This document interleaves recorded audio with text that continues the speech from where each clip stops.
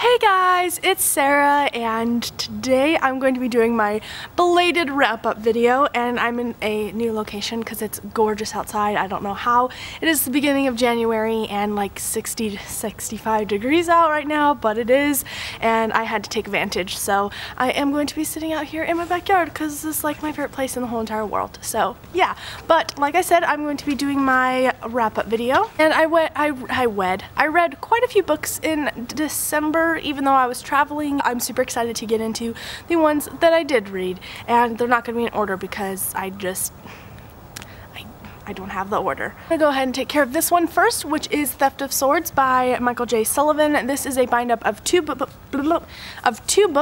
The Crown Conspiracy, there we go, The Crown Conspiracy and Abhampartha, and both of these books were so good. I gave them both a 4.5 stars. They were so much fun, and I loved every second of it, and it was just great thing. I ended up putting this book on my favorite shelf, even though I only gave it a 4.5 stars because I took off half a star because of technicalities. But I gave both of these books 4.5 stars, blah blah blah. I put this on my favorite shelf because I just enjoyed it so much, and there's a few technicalities that stopped me from giving it a 5 out of 5 stars, but overall I really loved it, and I had to go into my favorite shelf. The next book that I have here is The Assassin's Apprentice by Robin Hobb. This is the first book in the Farseer trilogy, and this was a really great novel. I was pleasantly surprised with how this novel flowed and the writing style of it and the actual substance to it. It was very surprising. I was not expecting it in any way, shape, or form, and it was just a lot of fun to read. I buddy read this, and it was just so much fun. This book is about Fitz, and he is a bastard to the prince of his kingdom,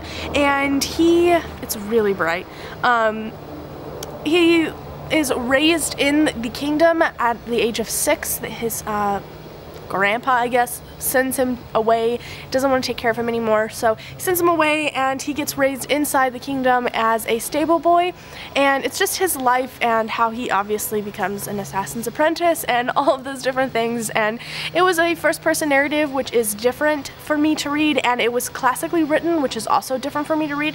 So overall, it was a pleasant experience, and I enjoyed it. I ended up giving it a 4 out of 5 stars just because I found some parts slow and a little bit boring, but overall I really enjoyed it, and I'm really excited to read the next book. I feel like that one's going to be so much better than this one, so I'm so excited for that. The next one I have here is one that I can't even believe I read in December. It feels like I read it years ago, but that is Republic of Thieves by Scott Lynch. Obviously I gave this a 5 out of 5 stars. This is the third book in the Gentleman Bastard series, and it's a 7 or 6 book series, I think, and I ended up reading this with a bunch of great booktubers. So amazing. It was so much fun. We had just a blast talking about this book and reading it and just discussing different parts of it, and Scott Lynch is a brilliant author and just amazing, and yeah, I gave it a 5 out of 5. I loved it. And if you don't know what Lies of Locke Lamore, or the first book in the Gentleman Bastard series, is about, it's about Locke, and he is a part of this heist crew, and they do little heists against nobles, and it just kind of stems from there. It's a heist fantasy. It's all about these thieves, and it's awesome. The next book that I read was The Old Man's War by John Scalzi. This is the first book in the Old Man's War trilogy or series. I think it's called the Old Man's War series, and this was great. This was my second science fiction, first kind of, I don't know, Ender's Game was an adult science fiction novel, but this one was like my first adult science fiction novel, and it was so much fun, guys. This was hilarious, and the setting was awesome, and it was just so amazing. It's about this guy named John, and he is 75 years old, and he lives in this world where you can get drafted into the military, the Colonies War, which is basically, this is a huge epic space opera. So this is all about Earth, and then John leaves Earth to fight a war on different planets where they're trying to colonize. Why can't I say colonize? Colonize. How do I say colonialize? There we go. These different planets, and so John decides to take part in that because there's some mystery behind the war. Like, these old people get recruited to go fight the war, but they never come home, and so it is under the assumption that if you go to the war, they revert you back to being someone younger. So that is what John is looking forward to. His wife has passed away. He doesn't really have any ties left, and he just thought he would go ahead and join the war and fight for a cause, and he does, and it's really great. It's just super fun. It's just a lot of fun, and the author is really hilarious. My mom is looking at me in the window right now. Hold on. The next book I read was Finnegan of the Rock by Melina Marchetta. This is a YA fantasy novel following Finnegan, and he lives in this world where his kingdom got overruled and they got kicked out of it, and so there's these refugees in all different parts of the world, and Finnegan is kind of trying to find a way to find the prince of this world, of his kingdom, who is supposedly dead but he thinks is alive, and they go on this journey of trying to find him and restore their kingdom, and it's just, this one was a lot of fun too. I ended up giving this a 4 out of 5 stars. I buddy read this with Rachel and Lindsay, and Rachel from Rachel Taylor, Lindsay from Lindsay Ray, and this was just so much fun. I gave it a 4 stars because some parts were slower and some parts were just a little like, wasn't a ton of plot to the story. It's all very simple plot, and so I just couldn't justify giving it a 5 stars, but overall really enjoyed it. I will be continuing the series and I'm so excited for it, and yeah, I just really liked the way Melina Marchetta built this world and the way she decided to tell a story. It was awesome. Highly recommend this. The next book I read was another YA fantasy, which is The Bitter Kingdom by Ray Carson. This is the 3rd book in the Girl on Fire and Thorns trilogy. I have finally read it. Woo! Yay! I ended up giving this book a 4 out of 5 stars as well, because, actually I think I gave it a 4.5 stars. I have a problem with trilogies ending for some reason. Like, I don't want more plot. I want you to like just fix the plot that you already have, and when there's other things that get involved and it's just so like, it feels like the first novel in a series and I'm ready for the ending of it, so I just get bored, and then I tend to skim read parts, so I don't necessarily like the planning. There is another helicopter plane going by. Helicopter. It's a helicopter. Of course. Of course. Anyway, I really liked it. I love this series. I highly recommend the series. It's fun from start to finish, action-packed. It is just awesome. I just wanted a slower ending and it may be a little bit more romantic ending, but that didn't necessarily happen. I mean, the ending was satisfying and I loved it, but I wanted this book to be full of like resolve, and it was more of planning to resolve, and so yeah, the ending was great. I loved it, but 4.5 stars. The next book that I read was 1,000 Names by Django Wexler. This is a flintlock fantasy novel following this military group, and they have some issue going on in their world, and they're fighting against this other, obviously, military group, and it's just a military flintlock fantasy, and again, this was a 4 stars for me.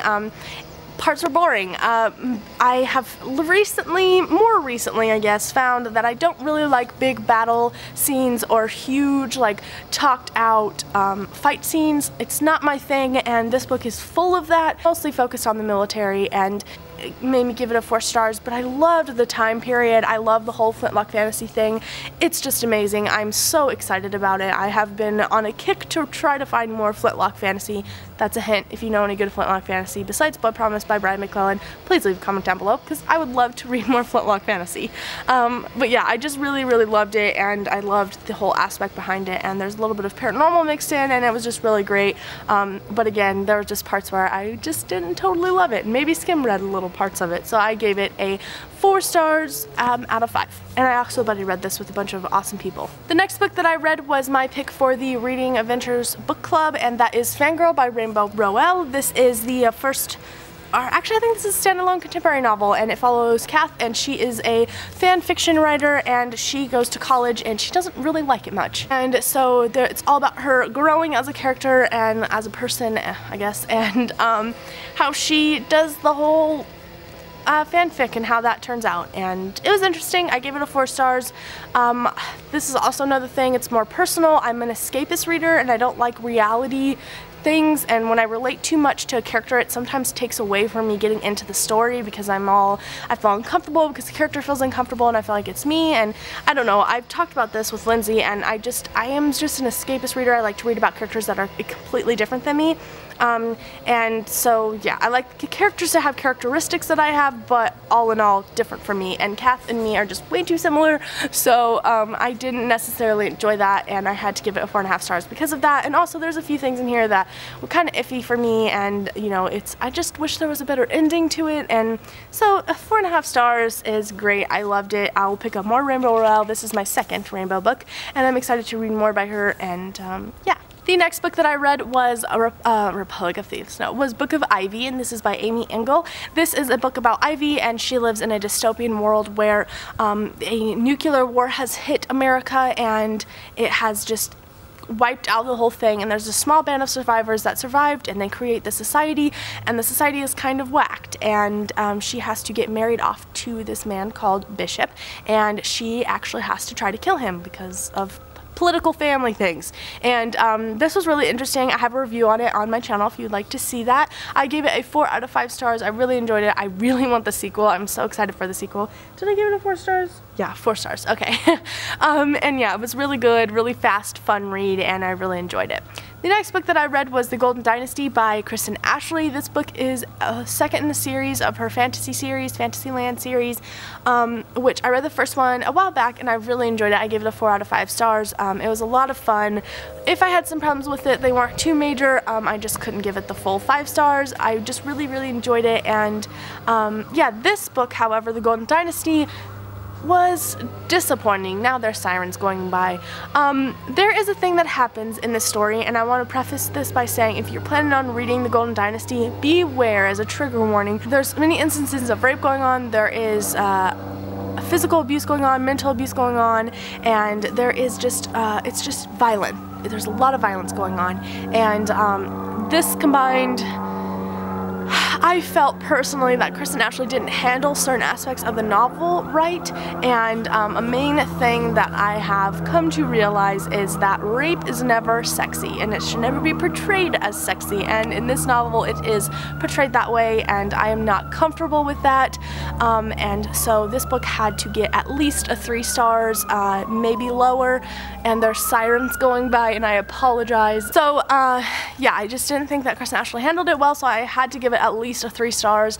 That being said, the rest of the novel read very nicely, and I enjoyed it. It kind of bothers me to say that I enjoy it, but I did like the world, and I liked the characters, and I did fall in love with the main character, which I think is a problem. The main guy character, not the main girl character. She's awesome. I loved her. But the main guy character, me liking him was bad and uncomfortable, and so I just had to stick with the 3 stars for her Golden Dynasty book, just because it just wasn't handled the way I wanted it to be handled, and I wish it wasn't even in the story at all. So yeah, that is my spiel about the Golden Dynasty, and I hope that you guys are cautioned while reading and know in your brains that it's never okay to make it okay to rape somebody, ever. Never, ever, ever is that okay. The next book that I read was Promise of Blood by Brian McClellan. I gave this book a 4 out of 5 stars. It's a flintlock fantasy novel.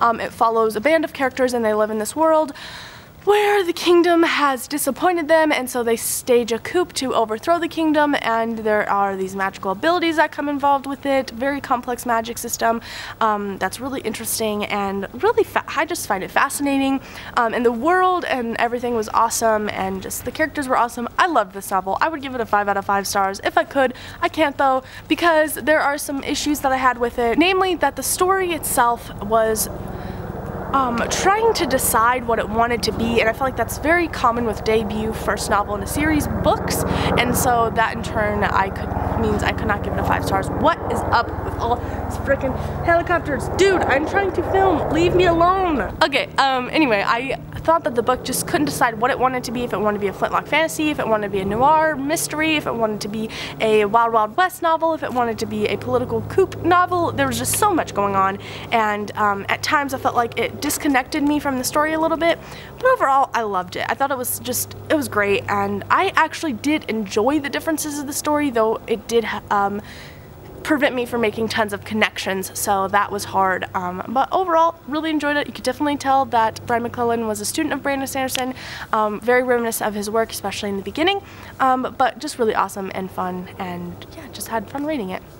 The last book that I read this month, or last month, was Bloodlines by Rochelle Mead. This is the first book in the Vampire Academy series, and this book follows Sydney, who we meet in book 4 or 5 of Vampire Academy, and Sydney is an alchemist, and in this world, alchemists kind of take care of vampires' messes for them because they have magic alchemy that fixes it and can, you know, do some Men in Black shit. It's really awesome. And Sydney's a really good character. There's a bug on my camera lens. Sydney's a really good character, and I really enjoyed her. I had a few issues with her character development, but overall I think she was a great character, and I'm excited to see where she goes later on. And then the book also follows Adrian, who obviously is in Vampire Academy, and I'm really excited to see his character development as well, because I necessarily didn't like Adrian. I was kind of pissed at Adrian for all of Vampire Academy. I did not like Adrian. I wanted frickin' Dimitri in the picture, and Adrian was just a nuisance. So I'm excited to see how Rochelle Mead changes my mind about that, and I cannot wait to continue on with the series. But yeah, that is the total of the books that I have read this month. I will tell you what I'm currently reading, which is Name of the Wind by Patrick Rothfuss, Firefight by Brandon Sanderson, which I hope to finish today, and Lover Unbound by J.R. Ward, and that is the 4th book in the Black Dagger Brotherhood series. And I'm well over into 100 pages of all these books, and I'm excited to finish them. I also am currently reading Lord of the Rings on audiobook still. Still listening to that bad boy. I haven't devoted a lot of time to it, so I'm excited to jump back into that world. But yeah, that is pretty much all that I have for this video, guys. And I know this is super late, but I would love to hear your guys' thoughts on some of the books that I've mentioned, as well as the books that you've read this month. Can't wait to see what you guys are going to read next month, which I'm not going to do a TBR for, but I will just show you all the books that I read in January when I do my wrap up for January. So that is all that I have for this video. I've said that twice now. Thanks so much for watching. I hope you enjoyed. I hope you have a great day, and I will see you in the next one. Bye!